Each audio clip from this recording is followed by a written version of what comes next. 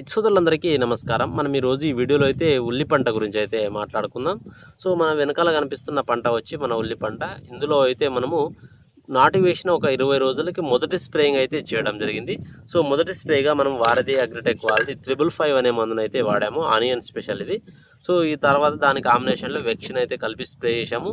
So spray చేసిన రోజు తోట ఏ విధంగా ఉంది, స్ప్రే చేసిన తర్వాత ఏ విధంగా ఉందో పూర్తిగా అయితే తెలియజేస్తాను. వీడియోని అయితే పూర్తిగా చూసి ప్రతి ఒక్కరూ లైక్ చేసి సబ్స్క్రైబ్ చేసుకోండి. అలాగే తోటి రైతులకు వీడియోని అయితే షేర్ చేయండి. ఇప్పటి నుంచి మనకు ఉల్లి పంటకు సంబంధించి తెగులు సమస్యకు కానీ అలాగే మనకు ఈ తామర పురుగుకు సంబంధించి కానీ పూర్తి సమాచారం మీకు తెలియజేస్తూనే ఉంటాను. తప్పకుండా సబ్స్క్రైబ్ చేసుకోండి, ఫాలో చేయండి.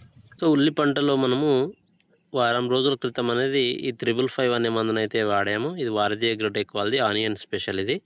సో స్ప్రే చేసిన తర్వాత చూసుకోవచ్చు పంట అనేది ఏ విధంగా ఉందో.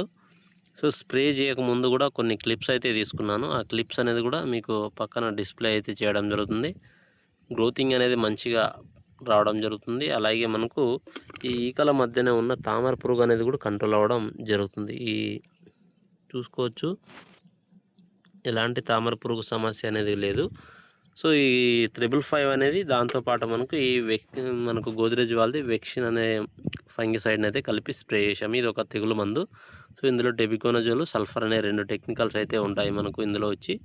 ఈ 2 కాంబినేషన్లో అయితే మనము స్ప్రేయింగ్ అయితే చేయడం జరిగింది 555 అలాగే వెక్సిన్ అనేది. సో ఖచ్చితంగా ఈ 555 అనే మందునైతే మొదటి స్ప్రేగా అయితే వాడుకోండి. ఆనియన్లో అయితే మంచిగా గ్రోతింగ్ రావడానికి, తామర పురుగు నివారించడానికి చాలా ఎక్సలెంట్గా అయితే పనిచేస్తుంది.